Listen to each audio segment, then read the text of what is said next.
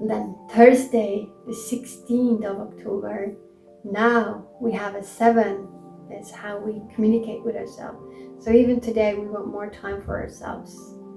And we really, like the 8 is our path number. So we have a lot of energy or we don't have any energy at all. It's this balance. It's like you're either or, but it will flow, just make the figure 8 with your body, with your eyes, with your pen, whatever way, but let the energy flow and let it flow in the figure 8.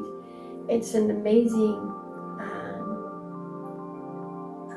technique to calm yourself down and to get the thoughts from your head into your heart, because that's the process for today. There's so much going on and it's all stuck here, and it needs to go down into your heart, and the breathing will help you. So if you can do some long deep breathing today, or if you want to learn this 1 minute breath, and we have a tutorial on it, I can share the link with you, that you breathe, you make your breath longer and deeper. And ideally, you breathe only 1 time per minute. And by doing that, your energy just calms down, your blood gets more oxygen. It really has so much effect. So check it all out, and it will help you. And while you're doing it, maybe you can forgive those who have done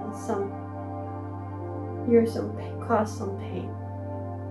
Forgive situations, forgive people, forgive whatever.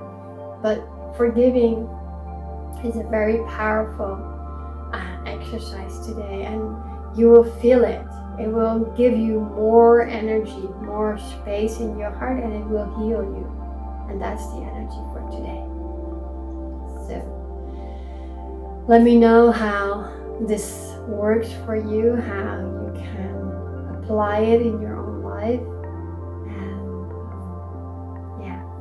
The more we forgive, and always remember, you forgive for yourself to get more space in your heart, to heal your heart.